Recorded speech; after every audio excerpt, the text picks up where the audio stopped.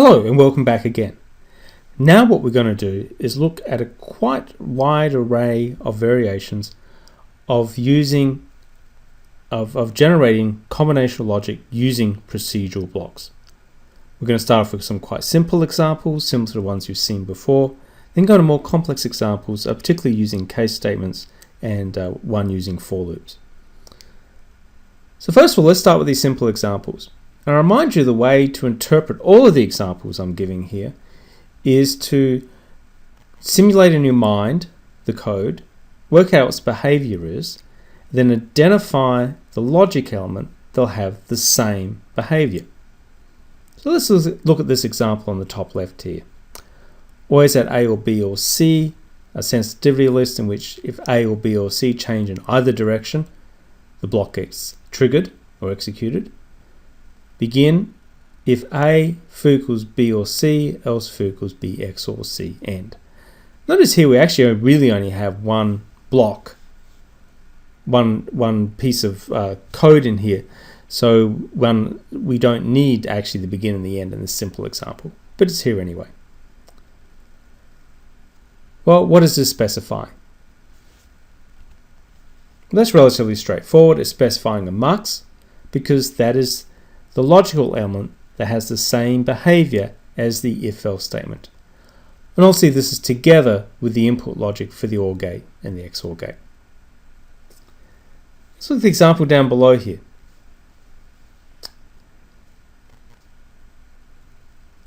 Always at clock or A, if clock is high, foo becomes equal to A.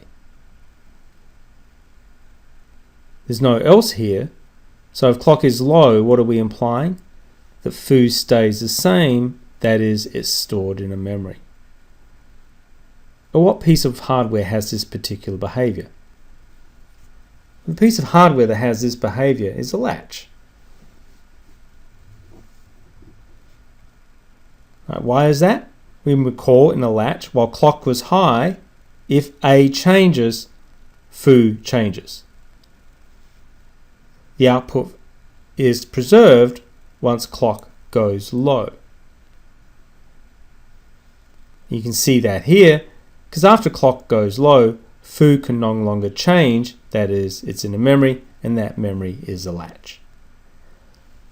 Now the reason I'm introducing latches here is not to encourage you to use latches.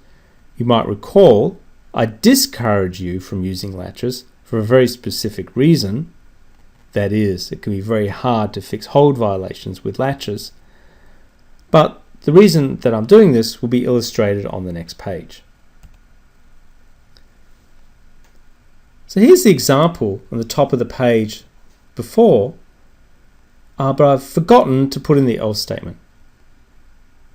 And this might have been my thinking of how to capture the logical intent of what I wanted.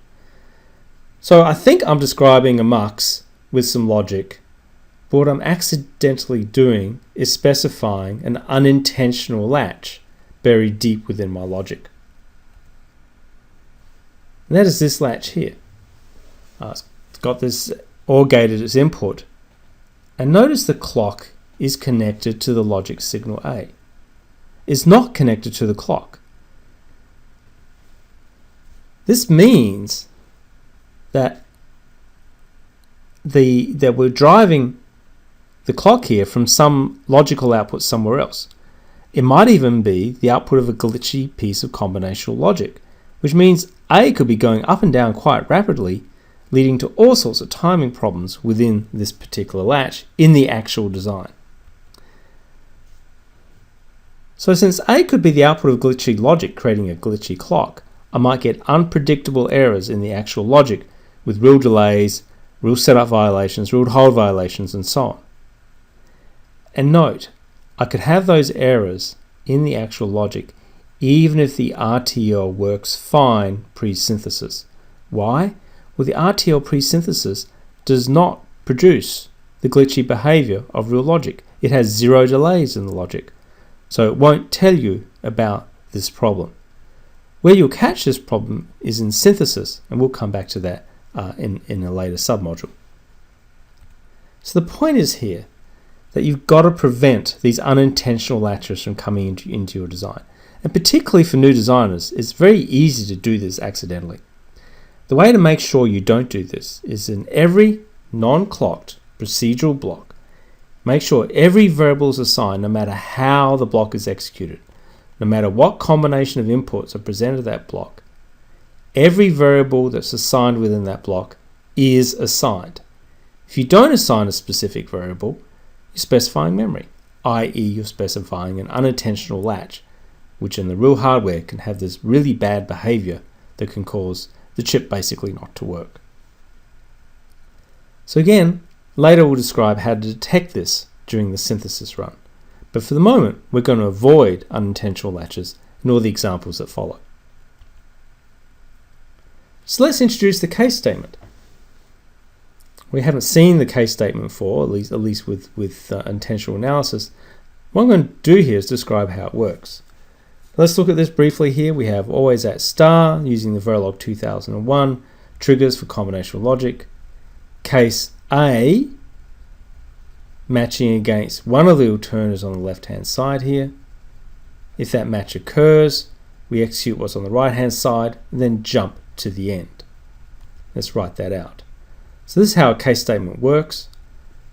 What's in parentheses, which can be a complex statement, doesn't have to be a single variable, is matched against one on the left hand side of the colons. We evaluate these matches in sequence. Is A 0? No. Then skip to here. Is A 1? Yes. Then execute this, and so on.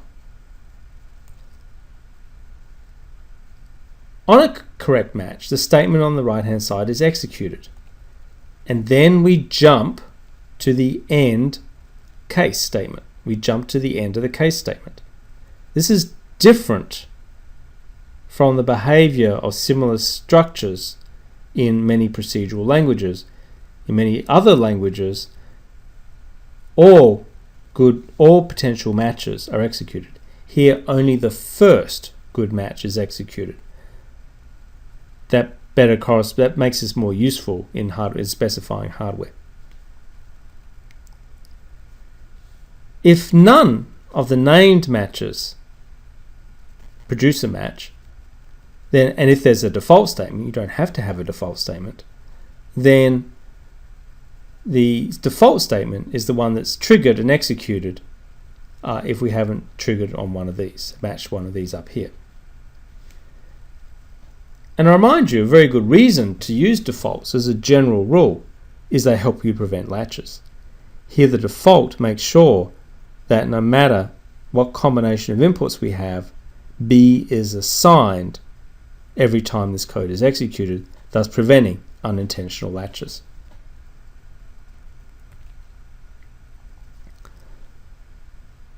So let's look at an example here, a simple case statement for potential matches for A, including one being the default, which essentially here is 1, 1.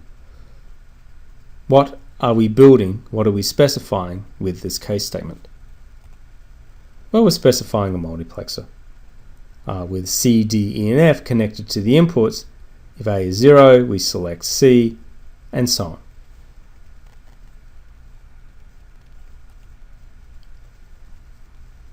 The case statement only works on logical values of 0 and 1.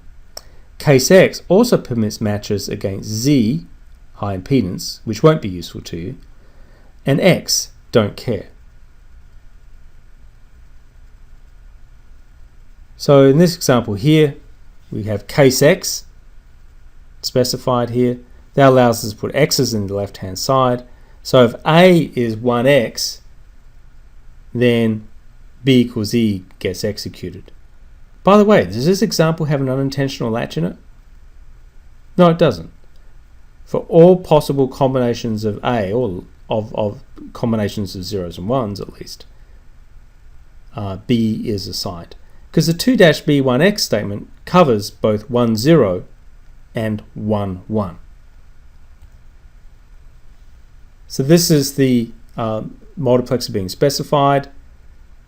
If A is 2, then we select E, and if A is 3, we'll also select E. Note, there's no don't cares in the actual logic. You can't have don't cares in the actual logic. What happens is the logic minimization tools work out actual logic that covers the don't care statements as needed.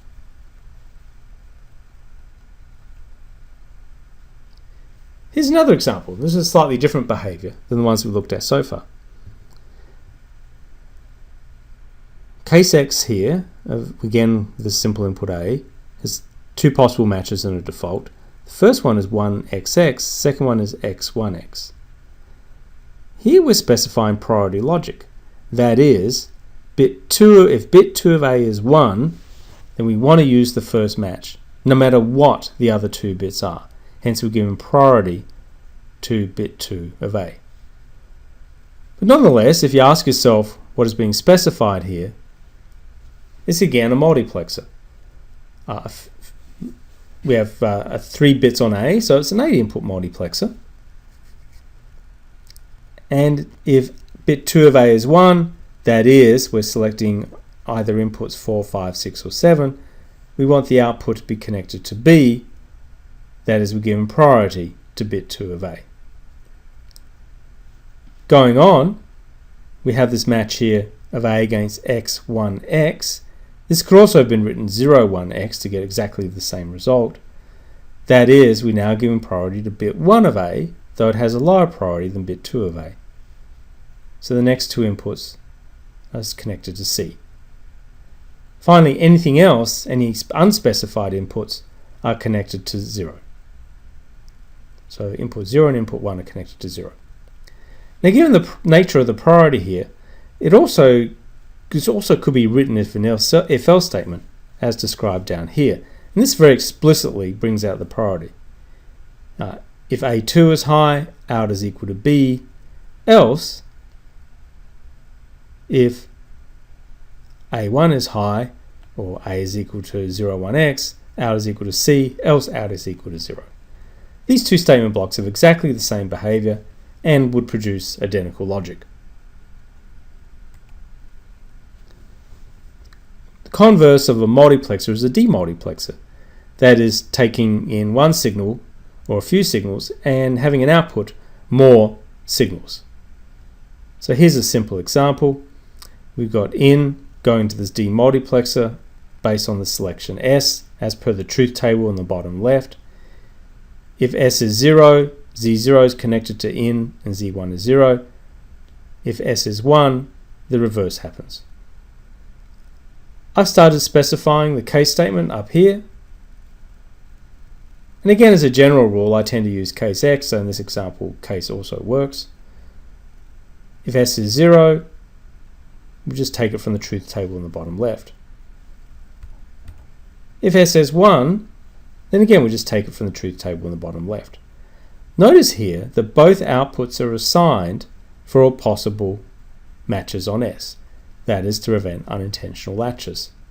This is an example where it would be easy to forget to assign, say, this 0 here, kind of thinking in your head it'll happen anyway, but it doesn't.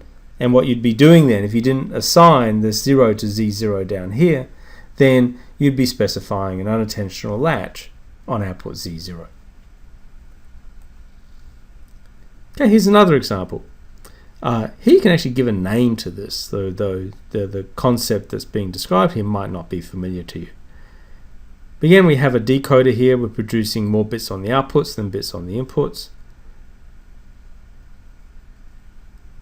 If you look at what's being described here, we have something like this. The 2 bits of address go to these 4 lines here. Notice only one of the lines is active at any time. That is, we have an address decoder. Or we have a one-hot decoder, because only one of these is hot or active high at a time. So you can see what we're doing here. If, for example, address is 1, line 1 is active. If address is 2, line 2 is active, and so on. So this is a one-hot decoder, or an address decoder, but it's a one-hot decoder because only one output line is active at a time. One very powerful use for case statements is to allow you to capture truth tables. This can be very, very useful to you. You might know how to write the truth table for a complex piece of logic without having any idea of how you would actually design at the gate level. And that is fine. That is precisely one very valuable reason why case statements are structured as they are in Verilog. And this can be very, very useful to you because it means you don't have to think about the internal logic structure. All you have to know is how to specify the truth table.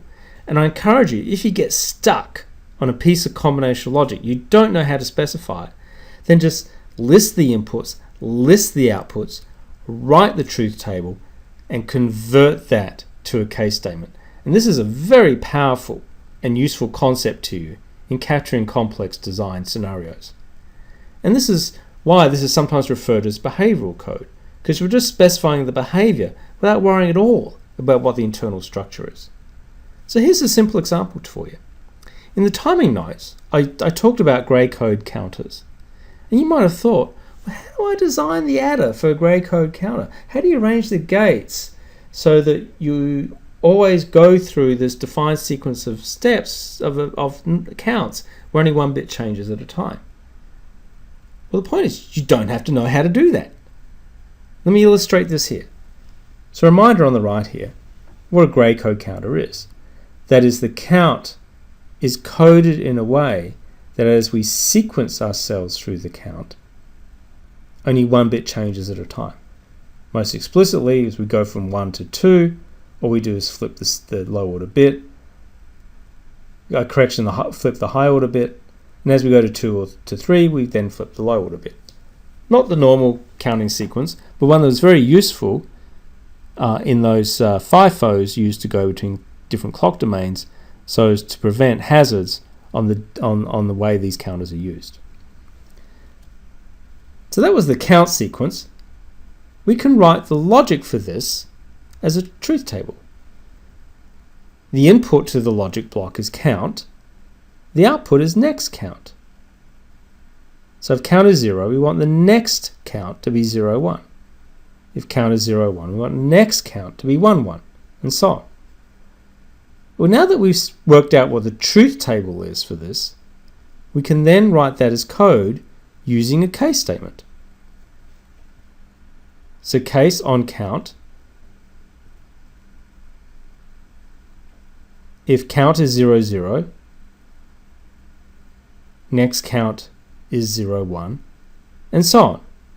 I've put in also the don't cares, and I'll come back to this in a later subunit as to why I do that. It doesn't matter at this particular point in the lectures whether you've done that or not. So now we specify the combinational logic. We then specify the sequential logic.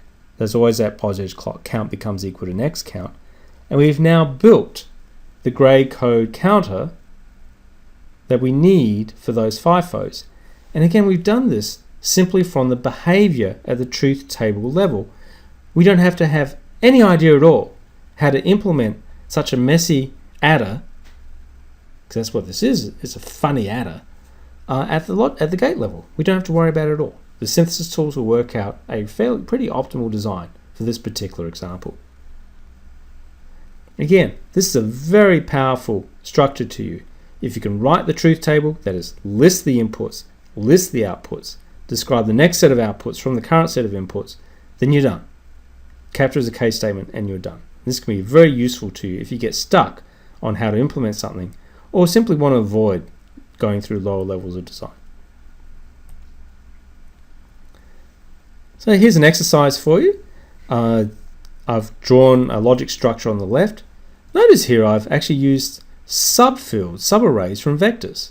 This is an illustration of how you can do this. And so all these are 2-bit results or 2-bit inputs to this logic structure here. What I want you to do is to write a case statement that captures the behavior of the logic on the left. Why don't you pause and think about it for a moment, perhaps write it down. You're back. Well, this is the solution. Right. Case, the lower 2 bits of A, because A is actually 4 bits wide, so we just want to use the lower 2 bits. If it's 0, 0, we use the OR, and so on. Notice this is 2-bit results. That is, if you were drawing this out at the bit level, you'd have to draw this logic out twice for each bit that's being specified. I generally don't do that. I just assume the parallelism within the structure. And again, notice this subfielding here.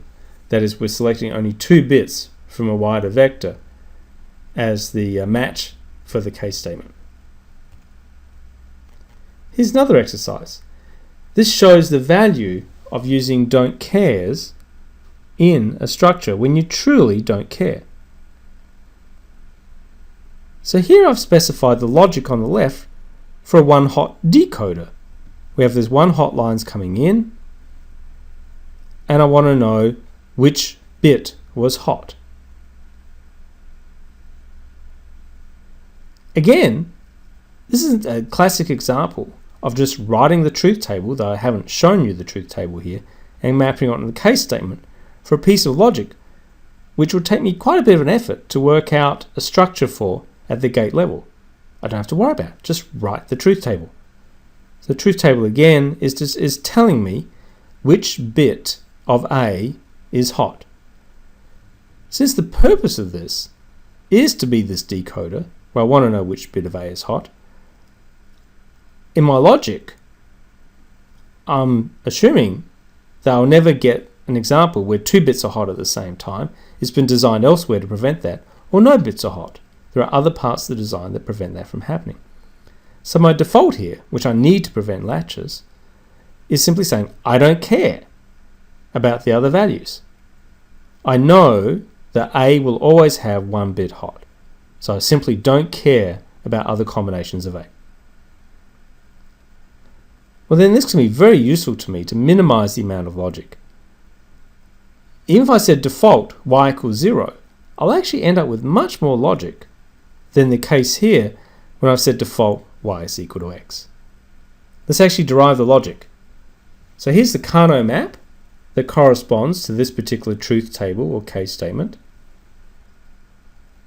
We can draw our circles around the biggest set of min terms, and because of all the don't cares, we end up with quite big circles, which at least means we'll have less logic in the end.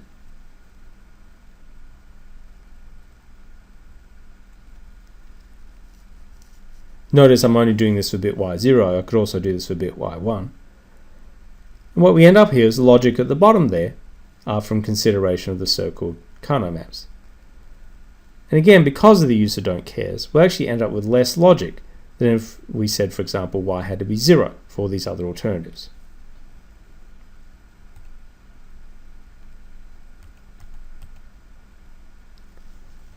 Next, I want to turn to for loops. And I'm only going to give one example here, because actually I'm going to discourage you from using for loops. You're much better off writing a truth table and capturing as a case statement than using a for loop to capture a design intent.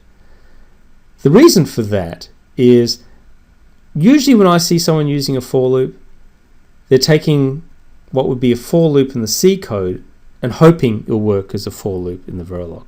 And that doesn't work. A for loop in Verilog does not describe a sequence of events like it does in C code. The only use of a for loop in Verilog is to iterate through an array of bits, which frankly is not that useful. But here's a little example illustrating this. Right. So let's just look at the code syntax first. I've got this for loop here triggered off changes in A. I first of all initialize odd parity to be 0. And through my for loop, I go through the bits of A, flipping odd parity if A is high.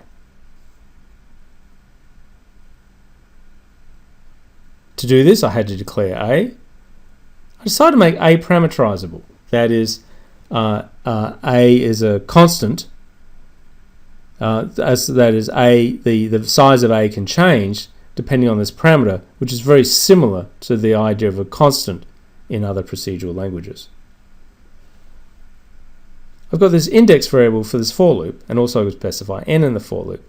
So I have to declare I and n as integers. This is the only example we're going to have where we're going to have a data type in synthesizable design that's not a vector of bits. or a single bit. So to understand how this is actually working, the first thing you actually have to do is unroll the for loop in order to interpret it.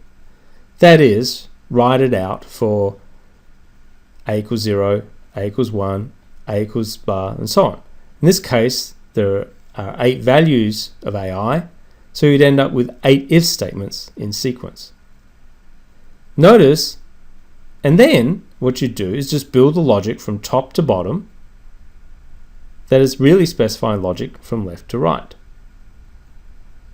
And this is what you get down the bottom here. So when this block is triggered by a change in A, odd parity gets set to 0.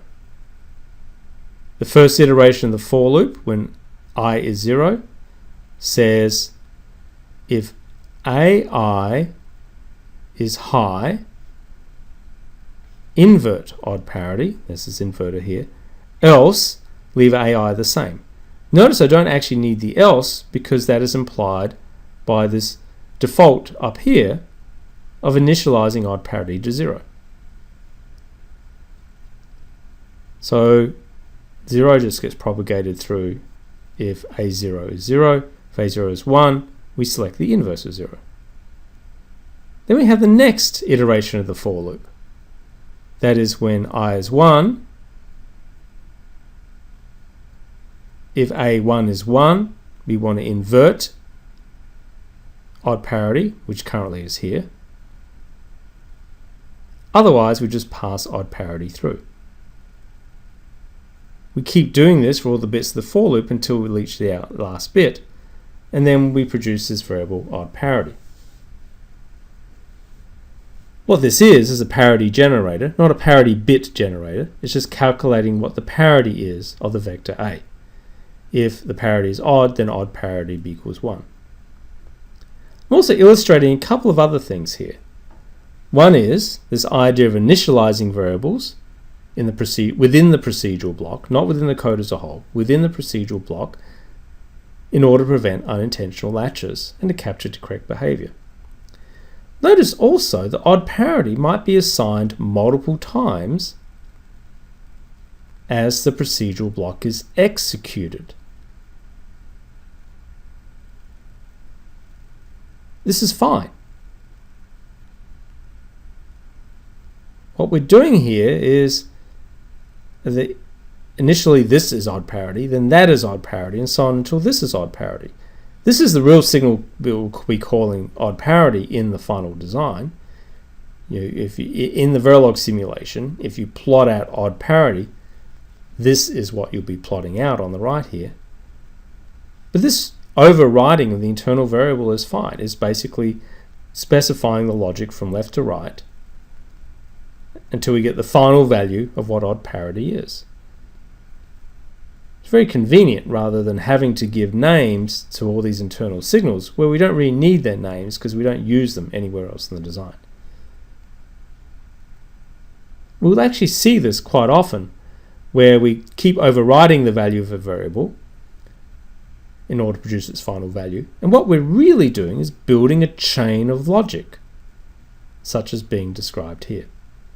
So this is the first example where we've seen such behavior, and it's actually quite common in combinational logic in procedural blocks.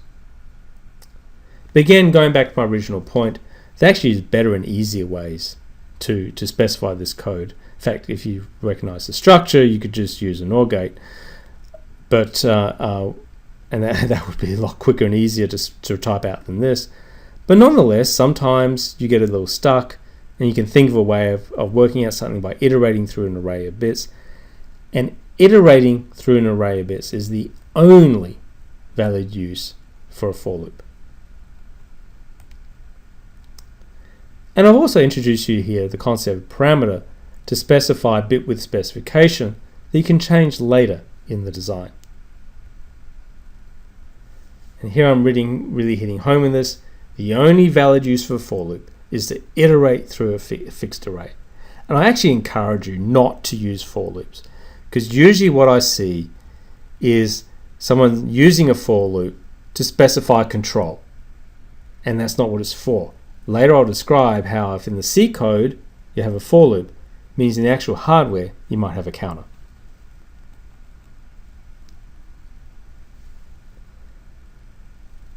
So that's it, right? We looked at if then else statements, or if else more precisely, case and case X, and for loops. And these are all useful when specifying the behavior of combinational logic. Case X is the most general and powerful of these. In fact, everything I've done, I could have just said, just use case X, and that would have covered this entire submodule, because if then else, case are sub-examples of case X, and anything I can do with a for loop, I can also do with a case X statement as well. Other procedural constructs that you will see in Verilog, such as while, repeat, case Z, and disable, are not used in synthesized logic. Right. While and repeat, just briefly, while and repeat can specify variable length loops. You can't have that. We need to know the size of something. In this example here, n cannot be a variable because we can't have a variable number of gates implemented in our design where that number of gates is changing cycle to cycle. It has to be fixed hardware. And that's why we can't use while and repeat. They're essentially variable for loops. They're variable length, thus you get variable numbers of gates. That doesn't make sense in synthesized logic. Case C doesn't make sense because even though we used tri-state buses before, the idea is really that the bus always gets driven on any particular clock cycle. In totality, the bus is never left undriven. We'll see that in the next unit. And disable doesn't make sense either. And I remind you that for has very limited utility. It's really only used to iterate through a fixed array of bits. If you're thinking of using it to describe a sequence of steps, then you're thinking wrong. Instead, go out, draw the logic, map the logic onto a case statement. Here's another exercise. You've actually seen this one. But let's take it a step further. Let's sketch the truth table and describe the logic. Right, this is the truth table. It's a 4 to 2 encoder. And before I describe this as a 1-hot decoder. Notice here all the statements are mutually exclusive. There's no priority implied, as opposed to some examples we had earlier, where the statements actually overlapped. It's just the ordering of the statements mattered a lot. They implied a priority logic. So here the ordering doesn't matter. You could reorder these at least up to the default, and you'll get the same result. There's no priority implied here. Here's another example. I want you now to sketch the logic being described here. If you pause and think about it, it's a multiplexer. Select is 2 bits wide. Here I've used the decimal form for it. And it's selecting one of the bits of A going to Y. Again, the default here is not actually necessary, but it actually has some utility in ensuring proper startup behavior, and it just encourages discipline to prevent latches. In any case, it's going to be optimized out by the synthesis tools. We'll see the correct startup thing in a later unit. However, this structure on the bottom left might be quite useful to you. You can actually do this entire structure with this one statement. Y is equal to A select. What this is doing is picking out one bit from the vector A and assigning it to Y. Which bit is that? It's whatever the value of SEL is. The behavior of this is exactly the same behavior as the behavior of this multiplexer here. But this is a lot less typing than the case statement above. So if you only have to pick out one bit from a vector, yes, you could do the case statement and it'd be safe in general, but a much more efficient way to write it is this structure here. It's an implied multiplexer, and this is a very useful structure to pick out one bit from a vector of bits. Here's another example. In this case, it's priority logic, because if you change the order of these first two statements, you would get different logic. Here we give priority to the high order bit of A. This is the truth table. So if A3 is 1, that has priority, and Y is 0. So again, this is a priority encoder because A3, for example, has priority, as does the other bits of A as we descend through them. Let's look at another example. Again, this is priority encoder. The ordering the statements matter. Here we have logic on the inputs to the multiplexer. So we draw a structure like this. Notice again, instead of having a default, I've pre-defaulted Y by putting it first. This builds this adder here, which ends up being selected if none of these matches occur. So it gets selected under the conditions as specified at the bottom here.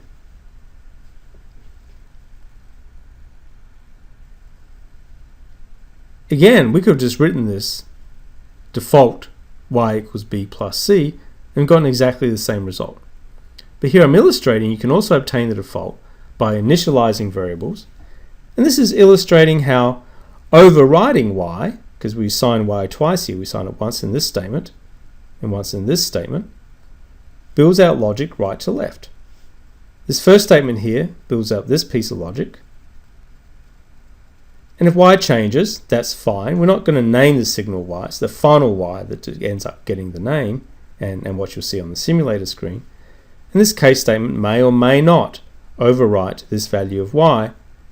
And in doing so is us specifying this multiplexer chain as shown here.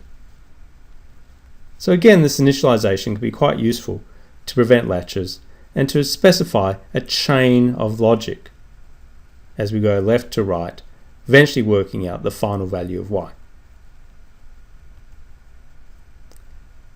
What this is again is an arithmetic unit with priority decoder. The arithmetic unit is plus, minus, and logical operations. This might be useful in ALU, for example, where A comes from the controller to specify which particular way the arithmetic unit is being used in a particular clock cycle.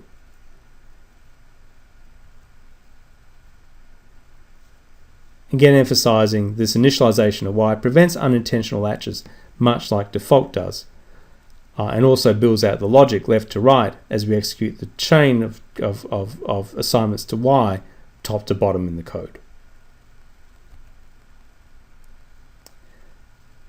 Generally, if the alternatives in the case statement are mutually exclusive, non-priority logic is implied, which means you're specifying a single mux. However, the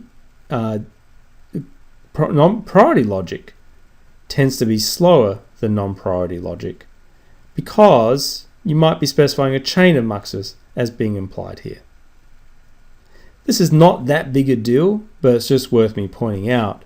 There are some subtle differences between priority and non-priority logic in terms of the logic implementation. Here's another couple of exercises. First one is a variant of something we've already seen. Let's build a 2-bit grayscale encoder. This is the combination of logic we've already seen actually. And again, you'd specify this from taking the truth table as shown here, mapping the truth table onto a case statement as shown on the right. Let's look at another example. Let's count the number of ones in a for loop.